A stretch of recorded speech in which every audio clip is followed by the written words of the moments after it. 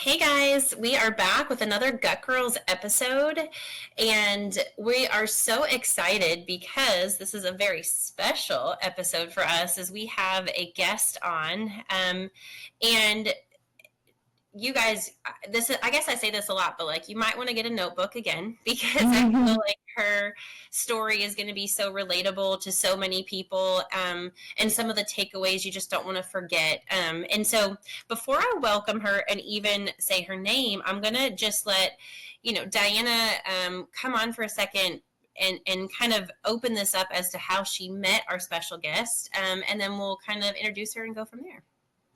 Yeah, so I remember back when I was at Nature's Elite, I was at a totally different store in a different location than I'm currently in right now. And I had this sweet, genuine, wonderful, beautiful lady that came in just looking for answers, had tried all of the things, and her story was pretty similar to mine, where she had kind of, tried to find all these different resources and try to figure out why she was experiencing a rash. And then she even started mentioning some things that were going on with her children and, some, and she was like, I think I need to do this gut thing. She had found me from we have a mutual friend, and our friend had posted on Facebook her story where she had this rash that was all over her back, and it was so bad.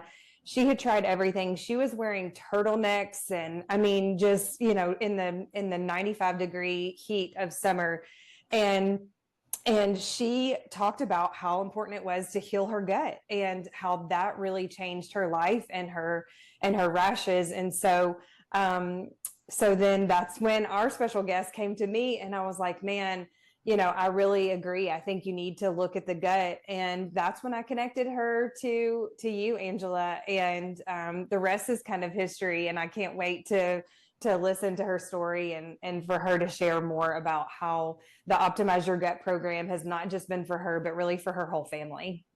Yes. So our special client today, our special guest, is a longtime client of ours, Terayn Foster, whose journey started back in 2021.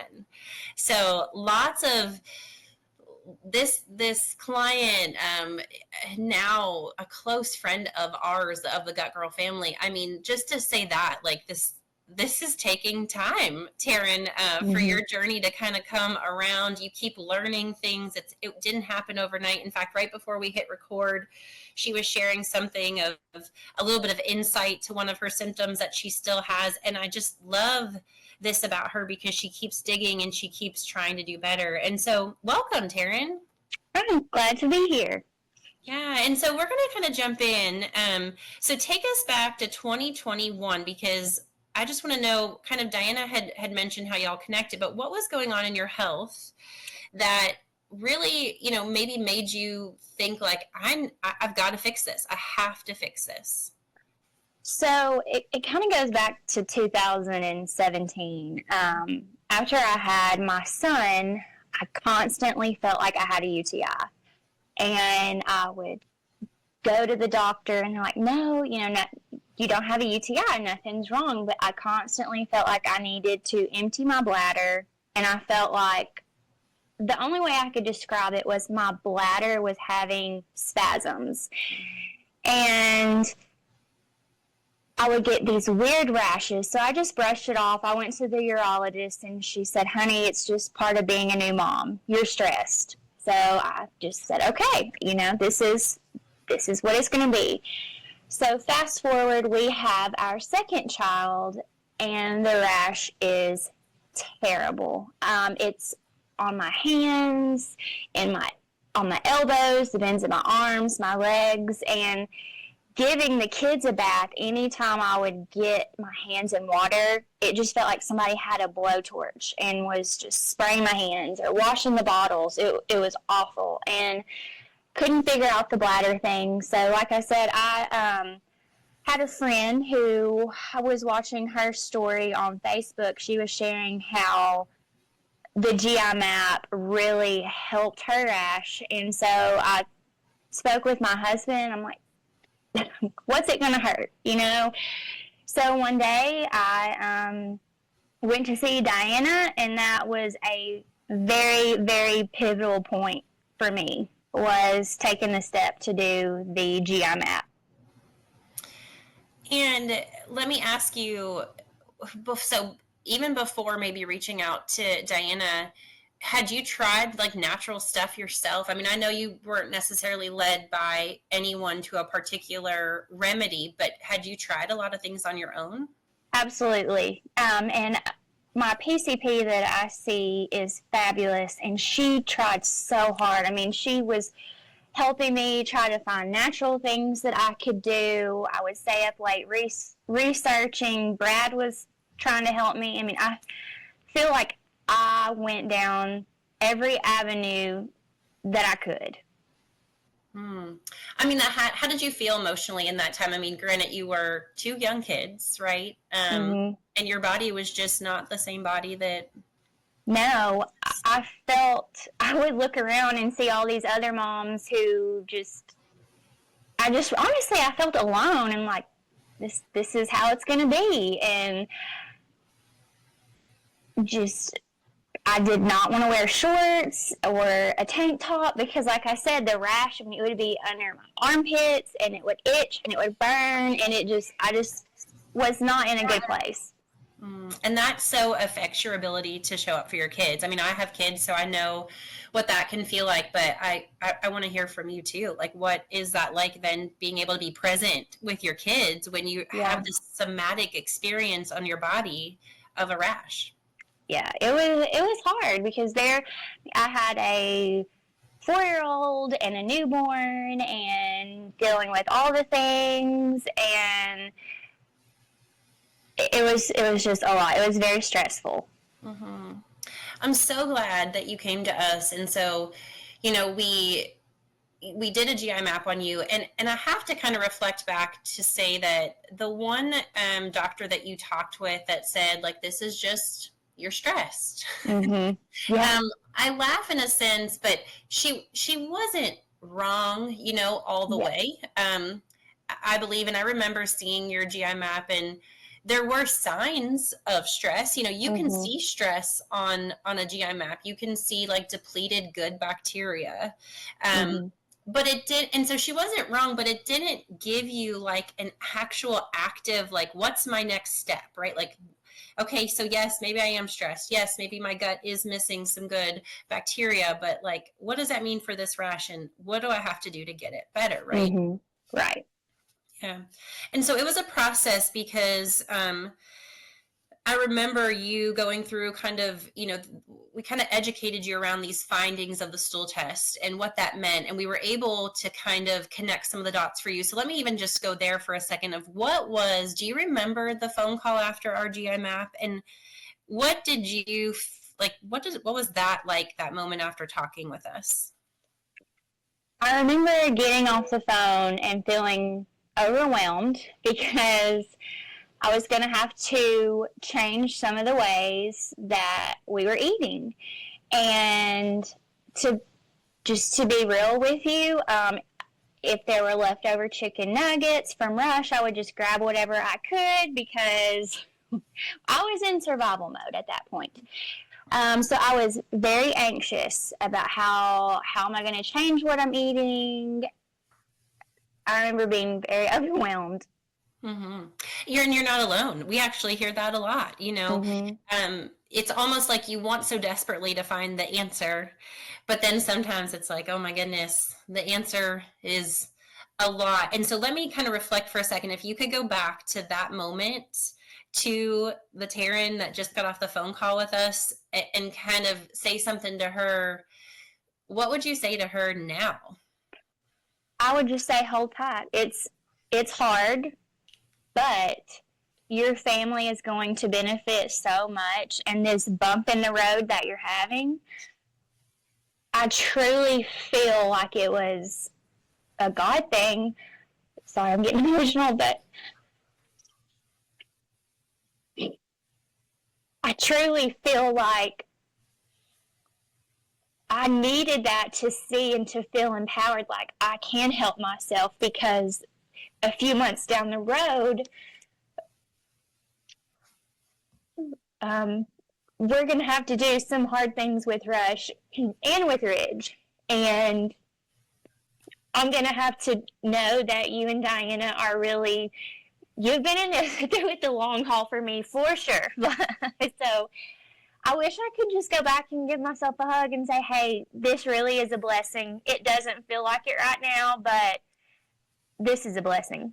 I have goosebumps listening to you because I think you just nailed it right there. In the moment, it may not feel like a blessing, but I know, Diana, you are on this call, and I bet your heart is crying with Terayn because you probably felt very similar in your journey. The moment you got the results, but then realizing later how much of a life transformation it was going to be. I mean, honestly, I did. I just got emotional with Terayn as she did. I started crying too because, you're on this path, and maybe it's not the wrong path. It's just a different path, right? It just opens your mind to so many other options and other things. And it really makes you just dig a little bit deeper than that surface level of, a lot of times our PCPs are busy. They don't have a whole lot of time to look for the root cause of what's going on. And I love that that's what we get to do, because that's what brings the emotion out, right? In a better way. Mm-hmm. Yes. Sometimes you leave the doctor's office in an emotional way, frustrated and mad and upset. And I love the emotion is a happy emotion, after working with us, because it was the same for me. So, literally life-changing. And Todd and I talk about it all the time with the amount of inflammation that I had in my body with very, very little beneficial bacteria or commensal bacteria that I had in my gut. My immune system was just not, I had no immune system. So no wonder I was sick all the time, and it makes me wonder, we've talked in past episodes about my girls and how sick they were and stuff. And, and now that I'm not saying they never get sick or anything like that, but we know how to respond better. We know how to support our body before we get to that point.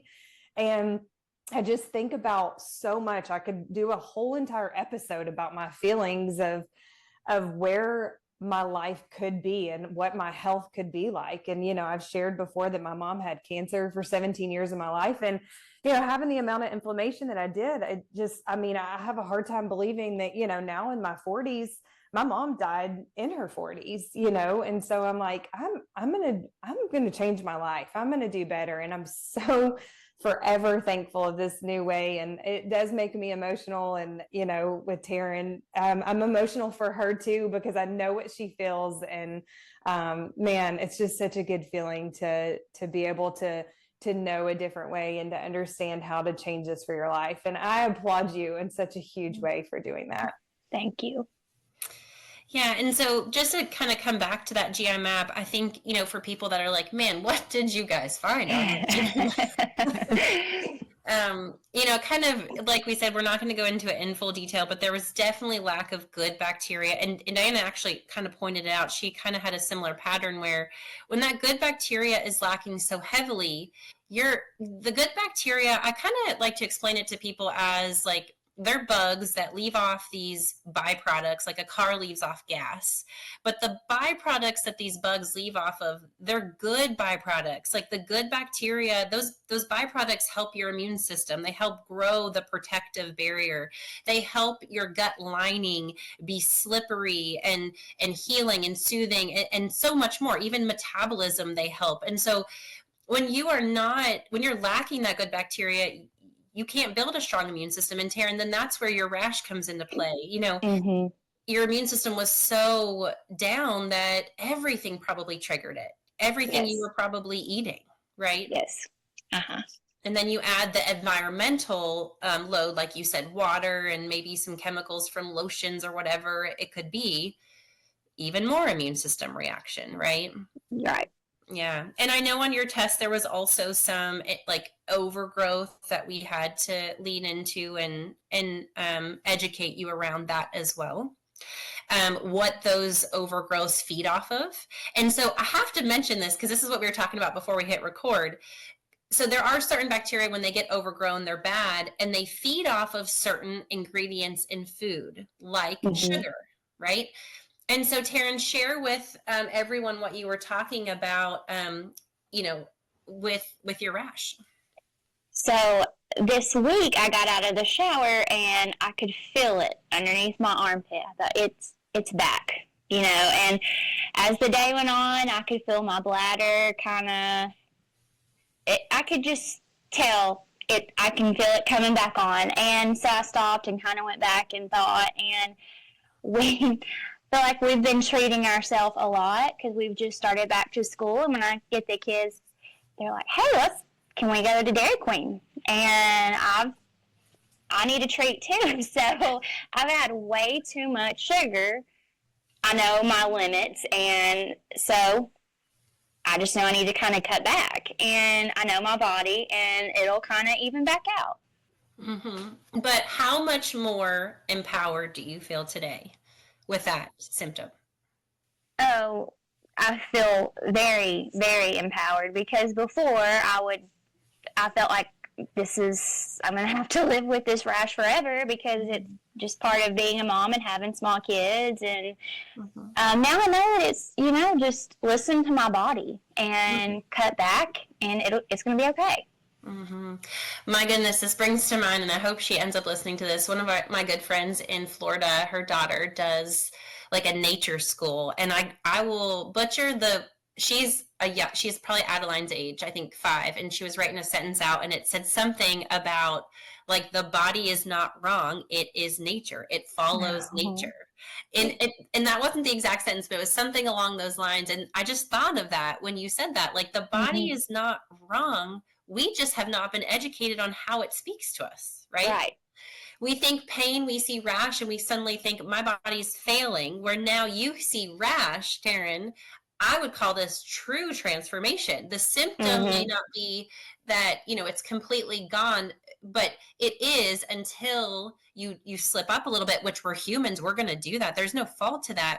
But then your body gets to speak back to you so gently and say like, hey, I didn't really love all of that.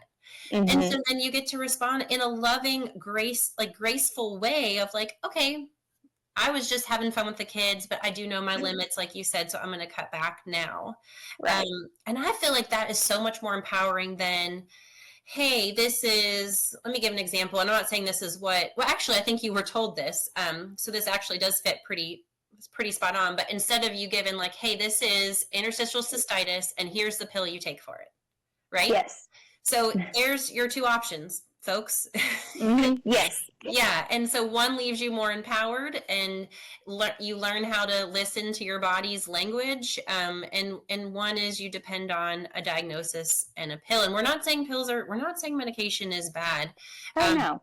Yeah, both can be beautiful, really, when you learn the body's language and you use medication wisely. But wow, we could girls, we could stop the podcast right there, and I think people will have learned so much. But let's keep going. So you had mentioned, I knew that I was going to have to take, care of my family's health as well. So after seeing the results of your own health, like what shifted you towards like, okay, now let me kind of look at my kids in a different way, because I've had to look at my own health in a different way. Let me look at what their struggles are in a different way. So our oldest has always had like a runny nose, always. And once he started school, it was pretty severe. We noticed he had this rash, and it would not go away. And sometimes it would bleed. It wasn't good. So you're the first person. I remember reaching out to you saying, hey, this is what we have going on. What do you think we should do? So GI map, and he had, and you may have to help me with this. He had a delayed reaction to gluten.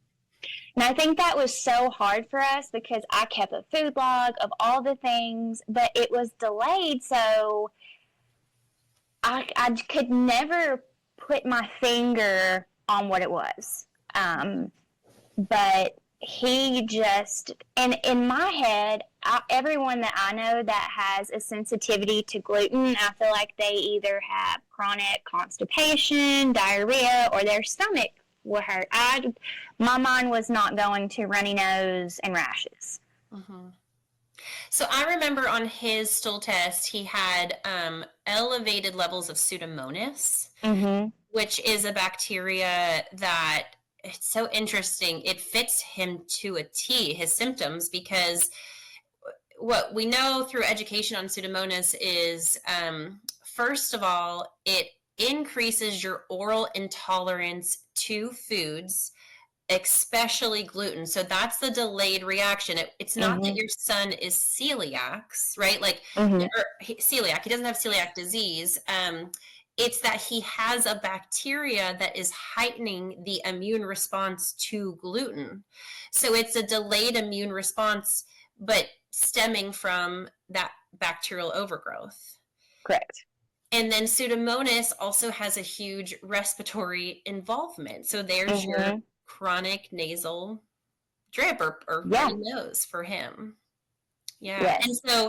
And so you tell me what it was like. I'm curious because I'm sure a lot of moms with kids are like, okay, how did you get them off of gluten? Like, tell me the ways, Terayn. So You guys, because I remember we were at the beach, and I remember sitting.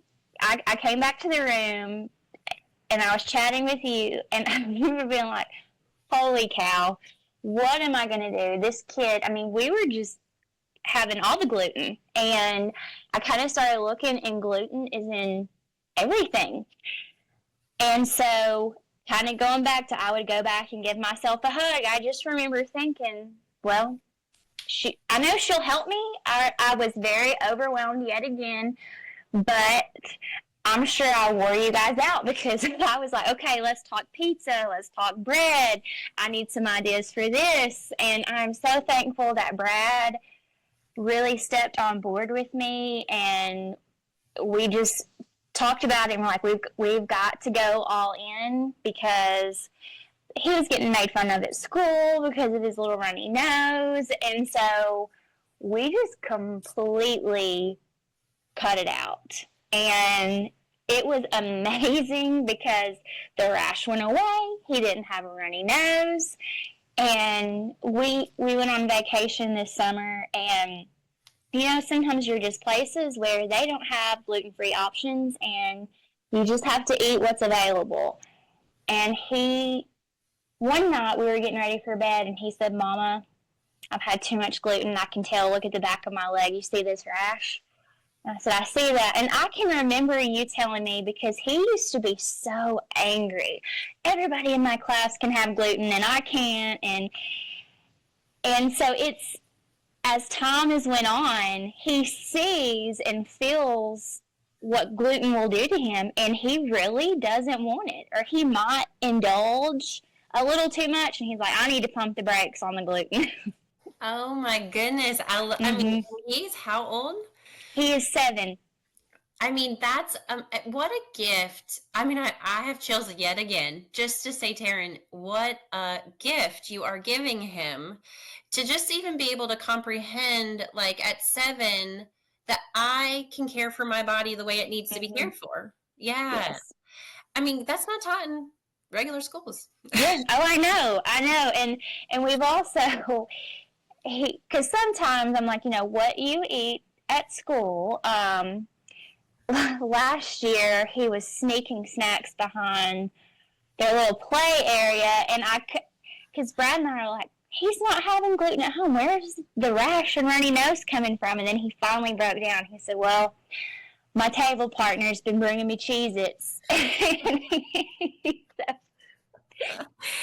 So now he knows. But he's like, I'm going to make good choices at school because I know it's going to come up on my legs and my arm. Oh my, that needs to go in like a book somewhere. That is hysterical. Oh, I love him. I love his heart. God bless him. That's amazing. I'm so excited for you guys as a family to teach him such an amazing, like, thing in his life. And okay, so then let's say, so then just to recap, how has it been 8 months that he hasn't really had like a full rash flare? I mean, maybe the little bit like on the back of his leg, but how long has Yeah. this been? I would say it's been the end of kindergarten, and we are going into second grade, so it's been a while. It's been a while, but we've kind of stayed on top of what we're eating and kind of what he is exposed to with like, what we clean the house with. That really affects him too. Chemicals, so he's been doing really well. That's incredible. That's what an awesome transformation. Okay, and then you didn't stop there. Oh no, Terayn she we kept kept on going. going. So, yeah, tell us about your daughter. So our daughter, when I can't remember how old she was, but I tried to introduce food. She wasn't having it. So I said, well, she's just not ready. We'll wait a few more months and try again. So this just keeps going on and on and on. And I go to which we have a great pediatrician. I go to him and I just say, she's just really not eating. And I think when I would say that, people really did not understand that she was eating nothing. And so he's referred us to feeding therapy, which I didn't even know that was a thing. So we go to feeding therapy, and the lady who's actually, and it's all a blessing because the lady who did her initial evaluation made the comment, this is pretty severe, and we're going to really try to avoid her having a feeding tube. Oh, wow. And I remember freaking out. I mean, it just rocked my world. So we're doing feeding therapy. She still will not eat. It's not good. And so we're sitting at the dinner table one night, and I just look at Brad, and I'm like, you know what? I'm going to do a GI map on her. I'm going to call them tomorrow, and we'll just go from there. And also I'd like to add that she was not crawling. I feel like she was very delayed on things, and my friends and family, they would say, she's just going to do everything at her own time. And I remember I signed up when I was pregnant with her. It was this little email thing that they would send you each week. When you're 38 weeks, the baby's the size of this, or the baby's the size of that. Well, then once she was born, they tell you developmental milestones that she should be hitting. I never would open up the email because I knew we're so behind. And I just felt in my heart, something's not right. That is tough. I mean, I'm listening to that as a mom, and I'm like, wow. I mean, to digest that, being a mom is hard in general, and then to digest that and to not have answers, and to hear that, a feeding tube. I mean, that would send me probably into a complete panic. So, wow, what yet another just huge valley that you walk through with her. And tell me so we did the GI map, and how soon was it after the GI map that you saw some changes? Once we got things rolling, I'm going to say it was a few weeks, maybe like 2 weeks. Wow. What was the first thing you noticed different? She just didn't seem so cranky all the time. And I remember she started kind of scooting to try to crawl. She was trying to pull up. And I remember, I'll have to look back at my pictures, but Rush was eating some sort of, I think it was pirate's booty. It was something similar to that. And she reached her hand to grab it. And we all just kind of froze like, what is going on here? And she put it in her mouth. And we just froze like, is she going to eat it? And she did. She ate it. And I mean, we were all so thrilled. And I think I reached out to you guys and I'm like, I can't believe it. Like she's doing all these things. I mean, it's just amazing. That is so funny. That moment where you're like, everyone's just like, is she gonna eat it? I know. So I want to share with people because if again, I feel like making that connection. If you're like, wait, what happened? You did a GI map all of a sudden. So she showed malabsorption in her GI map. She had, I mean, we've got to, Dinah, at some point put a before and after up with Terayn's permission of this, like, Sure. I mean, the tests of before and after are amazing. Probably one of the best transformations I think I've seen on a GI map. But her first GI map, she was very inflamed. So malabsorption, as an FYI for you guys listening, it can come in two ways. So we talked about Terayn missing good bacteria in her GI map, and that's, again, if you're missing good bacteria, you're not breaking down food, you're malabsorbed in one way, but then your daughter was inflamed. I mean, there was so much red on her test. And so then this is a different kind of malabsorption because she's so inflamed. And when a child's gut is inflamed, there's damage to the gut lining, and you start to miss fully absorbing things like protein. I think of B vitamins, I think of iron, zinc, all the things that drive sensory processing and motor planning, right? Mm-hmm. Like all of those vitamins and nutrients drive that whole pathway. And so then you can see that's the connection, folks, is we brought the inflammation down. And I know it's been a journey with her because she didn't even want to taking supplements was. It was a struggle. Yeah. Very much. Yeah. So for you as a mom, I mean, this hasn't been easy. It's not like we just did the GI map and it was like, oh, this is, I mean, she has been difficult to even get the supplements in. So it wasn't like it was an easy process for you. No. And I joke with Brad a lot. I'm like, they don't know what they got themselves into taking me on because it is very difficult to get her to take things, and that's where I just have to reach out and say, hey, this isn't working. She's not going to take this. What else can we use? What else would you suggest? And with her, I mean, we still struggle with food. We have made amazing progress. We still have work to do, but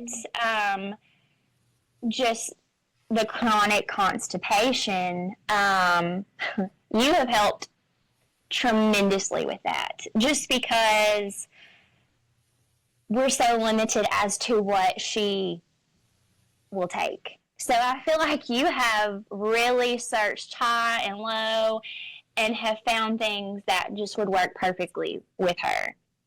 Well, I'm glad you brought up the chronic constipation because think about it. There's a lot of kids that they're like parents will see they don't have a major appetite, and you hear this. So I encourage you moms, when you have this gut feeling like Terayn did of like, okay, people will say they're on their own path, they're on their own timeline. They're not wrong, but go with your motherly instinct because you're with that child all the time.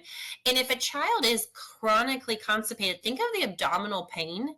They know, even at age 2 and 3, I don't want to put anything into my body. There's already so much fullness and discomfort. Like they instinctively know, nope, I'm not eating. And so if it keeps going on like it did for Terayn, it's like, no, keep seeking help. This isn't just that your child's on their own timeline. There could be something wrong that they don't know how to, they can't say that at 2, right? Right. Yeah. And so then I wanted to mention, with her, okay, I want to applaud you, actually. I want to take a moment. This was just last week. This is the success that I have to brag about. So you've been on this journey for so long. And yes, we do help you. We've been there along the way. But Terayn, you do just as much digging for your own family. Like you're just up there you're another gut girl up there with us. Like, you are you. You're like, I'm determined. I'm going to keep looking for answers. I'm going to educate myself. And just the other day, your and not saying that it is by any means fixed, but your daughter was having what I would say is just like maybe like more of an outburst, which my goodness, my daughter at 5.5 has them all the time. But it was something in your gut feeling that you were like, no, no, no, this isn't just a 5-year-old. Well, your daughter's not 5. My daughter's 5. You were like, this is just not an outburst for her. This is something. I know my daughter. There's something deeper. And you had a multi that was like a gummy for kids, but you did the research on like it was a B vitamin. And so I'll share this with you guys. B vitamins are not all made alike. So if you don't know this, maybe you want to look it up too, but there's the cyanocobalamin, which is like one form of, B12, but then there's a methylated form called methylcobalamin. And that methylated form actually makes all the difference of how it is absorbed into the person's body. And so you called me and you were like, am I crazy that I gave her this, methylated form of B vitamins and I'm already seeing a change in her behavior? And I honestly, what was my answer? Yes, Terayn. Yes. I was like, you figured it out. You did amazing. Like, good job, Terayn. I mean, I was just your what I loved is I got to be your cheerleader at that point. Like, yeah. So I'm so proud of you because it is just you're keeping at it. It's amazing. Well, thank you, and I really appreciate the both of you so much.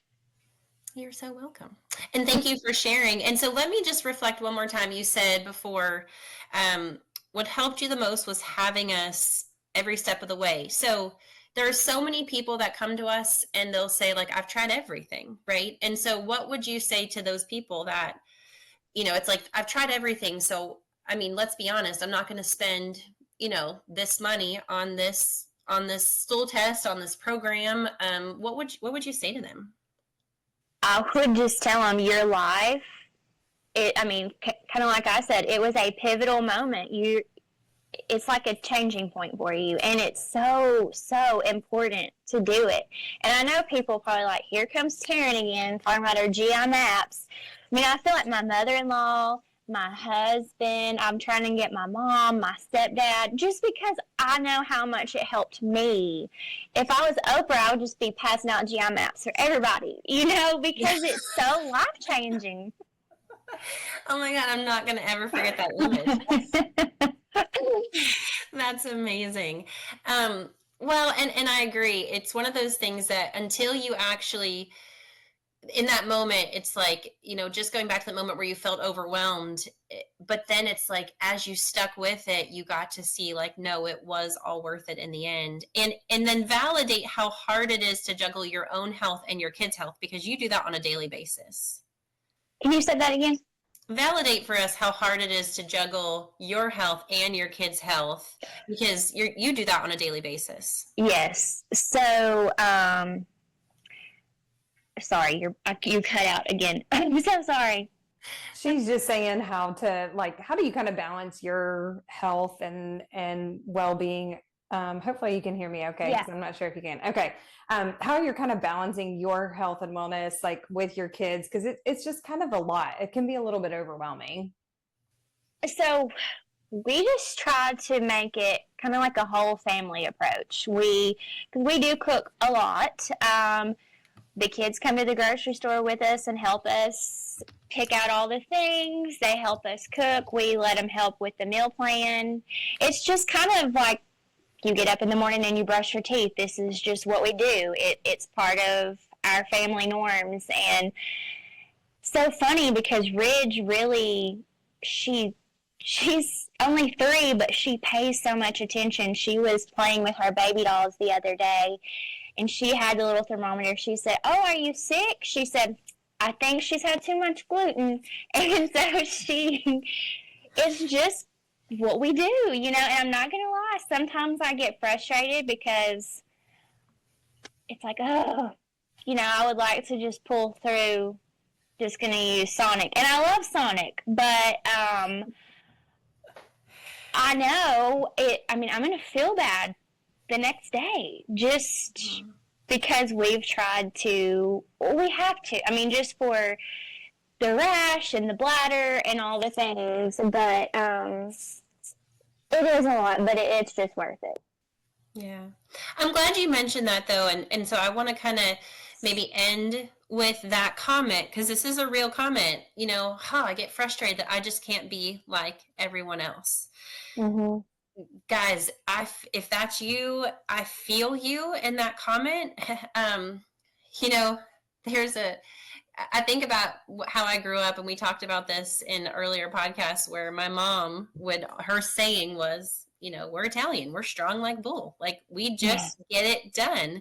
And maybe that is a part that's helped me be so successful though in this field. And I'm not saying you have to just muscle through it. What that means to me is it comes down to a choice, right? Like there's what everyone else is doing, and then there's what you were designed to do and what you were designed to be. Which one are you going to choose?